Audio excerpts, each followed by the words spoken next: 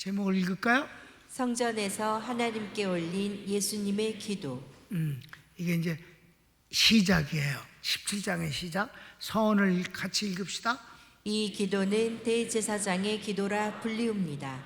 마가의 다락방에서 주님께서 유언을 마치신 후 유월절 중에는 밤에도 문을 연 성전에 들어가셔서 기도하신 내용입니다. 기도에 대한 신학자들의 표현을 소개하는 것으로 서원을 대신합니다.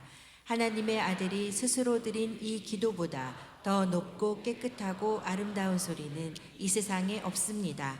멜랑크톤. 이 기도는 주님의 말씀, 유언의 권위를 주는 인장이다. 칼빈. 기도는 단순하나 그 깊이와 넓이의 풍성함은 측량할 수 없다. 루터. 하나님의 말씀을 평가한다는 건 있을 수 없어요. 다만 예수님의 기도가 너무 아름답고 완벽해서 그냥 넘어갈 수 없다는 그런 측면에서 이런 칭찬도 아니고 자랑도 아니고 그 굉장하다는 것을 고백했다는 뜻입니다. 그게 서원으로 대신했어요. 그다음 이제 세 번의 기도가 있으니까 첫 번째 A라고 했어요. 시작. 예수님 자신을 위한 기도. 1절에서 5절까지인데 예수님 자신을 위한 기도를 하나님 앞에 이제 십자가를 앞에 놓고 기도하는 거예요. 그 할 수만 있으면 이 잔을 그냥 내게서 지나가게 하옵소서. 그러나 내 원대로 마옵시고 아버지의 뜻대로 하옵소서라는 기도는 그건 이제 이 기도가 끝나고 겟세마네 동산에 가서 엎드려 기도하시는 내용이고, 이 성전에서 기도하는 것은 주님의 그 사명을 다하는 그런 입장에서 이제 그 십자가를 향해서 가는 길목에 바로 이 유월절 같은 때는 24시간 문을 열어놓는 곳이 있어요. 성전에. 거기서 기도하시는데 세 가지: 자신을 위한 기도, 제자를 위한 기도, 그리고 평강교회를 비롯한 모든 세워질 주님의 몸 교회를 위한 기도. 이게 세 가지인데 첫 번째 1절부터 5절까지거든요. 근데 내가 딴 때는 그런 마음이 안 들었는데, 그리고 잘 만들려고 생각을 하면서 기도하고 성령 인도에 따라, 그런데 이 주님의 기도를 내가 이제 분석을 해가지고 대지를 나누잖아. 그게 방자한 집 같은 생각이 들어. 하나님 앞에 주님은 그냥 쭉 기도를 하셨는데 여기서 여기까지 여기서 여기까지, 이게 그렇게 나눈다는 자체가 내가 하나님 앞에 이게 기뻐하실래나. 근데 오직 내가 이걸 나누는 이유는 간단해. 그냥 주님의 기도를 쭉 읽으면은 무슨 뜻일까 하고 거기를 이해를 하려고 그 신경을 쓰는 바람에 은혜를 받을 걸 못 받고 지나가. 담임 목사가 그걸 잘 구분해서 설명을 하면 은혜가 되는데 도움이 되지 않을까. 하나님 앞에 주님의 기도를 내가 이게 산산조각을 내는 게 아닙니다. 성도들에게 잘 가르쳐 주기 위해서 이렇게 구분하는 것이니까 그 대신 하나님 책임지고 잘못 구분하지 않도록 제대로 잘 구분할 수 있도록 도와주세요. 이런 기도를 하고 이걸 준비를 했다는 걸 미리 말씀드립니다. 아셨죠? 예수님께서 눈을 들고 하늘을 우러러 기도를 시작하십니다. 1절 상반절인데 읽읍시다. 예수께서 이 말씀을 하시고 눈을 들어 하늘을 우러러 가라사대. 여기서 우리는 주님의 기도의 모습을 한번 살펴보고 싶어서 내가 했어요. 계속 읽읍시다. 예수님의 기도 모습은 눈을 들어 기도하시고. 요한복음 11장 41절에 보면 나사로를 살리실 때 기도하시는 내용이에요. 자, 시작. 돌을 옮겨 놓으니 예수께서 눈을 들어 우러러 보시고 가라사대 아버지여 내 말을 들으신 것을 감사하나이다. 그 다음에 이제 겟세마네 동산에서 기도하실 때는 어땠나? 땅에 엎드려 기도하시고. 성경 읽읍시다. 조금 나아가사 얼굴을 땅에 대시고 엎드려 기도하여 가라사대 내 아버지여 만일 할만하시거든 이 잔을 내게서 지나가게 하옵소서. 그러나 나의 원대로 마옵시고 아버지의 원대로 하옵소서 하시고. 아멘. 기도하시는 자세를 보면 어떤 것이라고 생각돼요? 난 이렇게 느꼈는데 어떤 자세이든 예수님의 마음은 언제나 간절히 하나님을 향해 있습니다. 하나님의 실존을 향해서 간절한 마음이었다는 것이죠. 우러르는 것도 그렇고 그냥 바라보는 게 아니라 우러러서, 그 다음에 땅에 얼굴을 땅에 대시고 엎드려서 그러면서 간절히 기도한다. 기도가 그냥 읊조리는 것이 아니라, 시를 낭독하는 게 아니라, 유행가의 가사를 중얼거리는 게 아니고 하나님 앞에 간절함으로 다가가는 것이다. 이걸 느낄 수 있어요. 그죠? 그 다음 봅시다. 아버지여 때가 이르렀사오니 아들을 영화롭게 하사 아들로 아버지를 영화롭게 하소서. 주님 앞에 기도하는 이 내용은, 자신을 위한 기도는 하나예요. 뭐냐면 이 십자가의 고난, 죽음이 부활과 승천이 이어지는 이 구원사역의 이 고난이 아버지께 영광이 되게 하시고 아들에게도 영광 되게 하소서. 그래서 주님의 기도는 뭘 어떻게 해달라는 게 아니에요. 아버지와 아들이 다 함께 영광 되게 하소서. 이게 기도의 주제인 걸 아시기 바랍니다. 딴 거는 그냥 이것저것 섞여 있어요. 그러니까 뭐 아버지를 많이 부른 거 그런 것도 다 막 그런데 딱 하나야. 아버지와 아들이 함께 영광 되게 하소서. 아버지여 때가 이르렀사오니 아들을 영화롭게 하사 아들로 아버지를 영화롭게 하게 하옵소서. 아버지는 날 영화롭게 해주세요. 아들은 아버지를 영화롭게 할 겁니다. 그렇게 되게 하기를 원합니다. 그래서 내용을 좀 보겠습니다. 가르치기 1번. 아버지여 17장 기도 중 5번이나 부르십니다. 읽진 않아요. 그냥 많이 아버지를 불러댔다는 얘기를 하는 거예요. 그 다음에 아버지여를 포함해서 아버지란 단어는 32번 나타납니다. 28절 뿐이 없는데 32번을 아버지를 불러. 아버지라고를 얘기해. 그러니까 한 절에 한 번 이상을 아버지란 말을 썼다는 말이죠. 그렇죠? 그러면 이게 무슨 뜻일까? 아버지에 대한 신뢰와 사모함이 가득합니다. 그렇습니다. 아버지에 대한 그 신뢰와 사랑, 사모함이 아주 가득하기 때문에 아버지 해 된다 이 말입니다. 우리가 하나님 앞에 기도하면 그냥 쭉 이어나가지 계속해서 아버지요 아버지하고 되지 않는데, 예수님은 친아버지라 그런가 봐. 우리가 친아버지인가? 친아버지 맞지? 성령에 의해서. 자, 지나가 가르치기 2번. 때가 이르렀습니다. 주님의 십자가의 죽으심, 부활, 승천으로 이어지는 구원 사역의 때입니다. 그렇습니다. 때가 이르렀습니다. 3번은 아들을 영화롭게 하소서. 구원 사역의 일련의 대업, 죽음, 부활, 승천을 통해 하나님 아버지께서 아들을 영화롭게 하셨습니다. 정말 그렇게 하셨단 말이에요. 성경을 좀 확인해야지. 자, 사도행전 2장을 보면 다윗은 하늘에 올라가지 못하였으나 친히 말하여 가로되 주께서 내 주에게 여기서 말씀하시기를. 주께서라는 말은 성부 하나님. 항상 다윗은 예수님을 내 주라고 불러요. 아직 1000년 뒤에나 오실 예수님을 나의 주 그렇게 불러요. 계속해서 주께서 내 주의 시작. 내가 내 원수로 내 발등상 되게 하기까지 너는 내 우편에 앉았으라 하셨도다 하였으니, 그런즉 이스라엘 온 집이 정령 알지니 너희가 십자가에 못 박은 이 예수를 하나님이 주와 그리스도가 되게 하셨느니라 하니라. 아멘.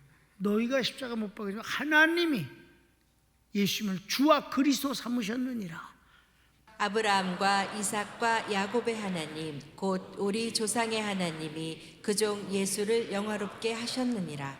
너희가 저를 넘겨주고 빌라도가 놓아주기로 결안한 것을 너희가 그 앞에서 부인하였으니. 베드로가 아까 2장이나 3장이나 첫 번 설교에 나오는 반복된 내용이에요. 빌립보서는 바울이 한 소리예요. 시작. 사람의 모양으로 나타났었음에 자기를 낮추시고 죽기까지 복종하셨으니 곧 십자가의 죽으심이라. 이러므로 하나님이 그를 지극히 높여 모든 이름 위에 뛰어난 이름을 주사 하늘에 있는 자들과 땅에 있는 자들과 땅 아래 있는 자들로 모든 무릎을 예수의 이름에 꿇게 하시고 모든 입으로 예수를 그리스도를 주라 시인하여 하나님 아버지께 영광을 돌리게 하셨느니라. 아멘. 아들이 아버지를 영광스럽게, 아버지가 아들을 영광스럽게, 이건 그냥 반복되어지는 거예요.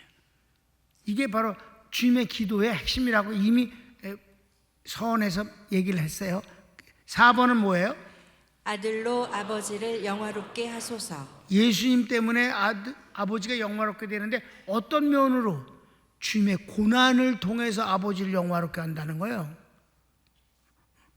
한번 예수님이 태어나시는 것 여러 번 얘기했어요.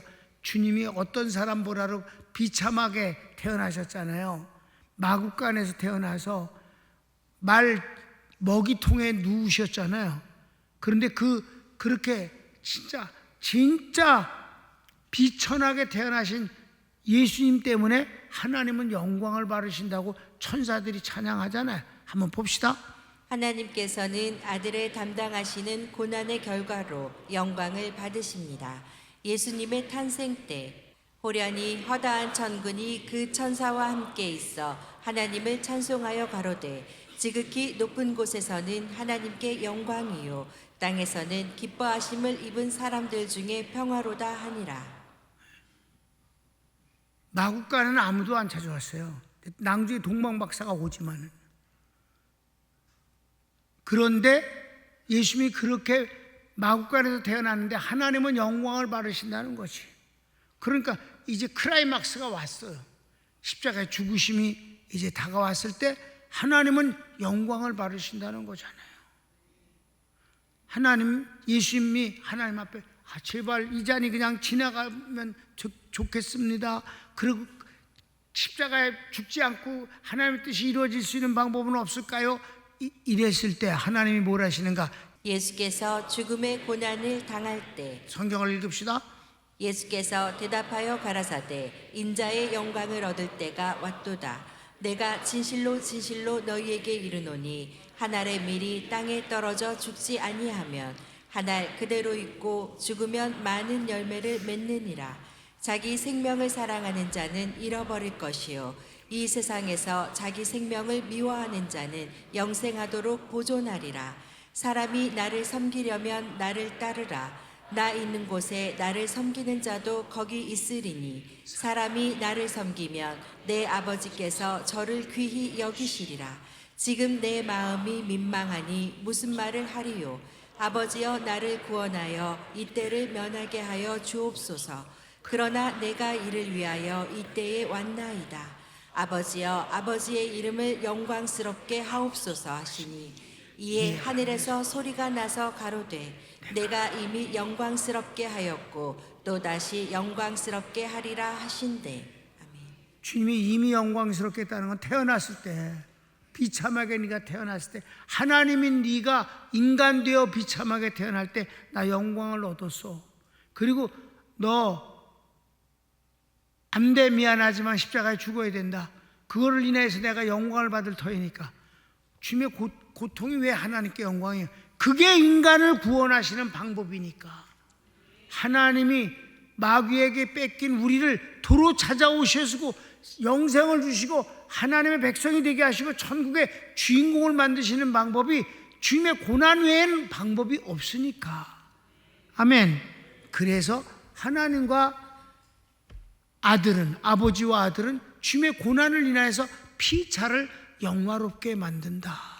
아버지께서 아들에게 주신 모든 사람들에게 영생을 주게 하시려고 만민을 다스리는 권세를 아들에게 주셨나이다.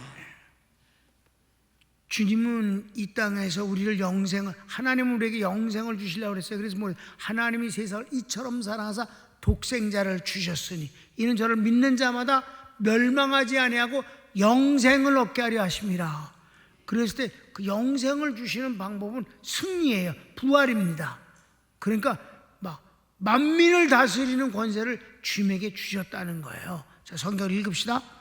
아버지께서 아들에게 주신 모든 자에게 영생을 주게 하시려고 만민을 다스리는 권세를 아들에게 주셨음이로소이다. 여기 만민을 다스리는 것은 마귀까지 다스리는 권능이에요. 그래서 가로치기 1번 하나님께서 구원받은 사람을 아들에게 주셨습니다. 계속 읽습니다.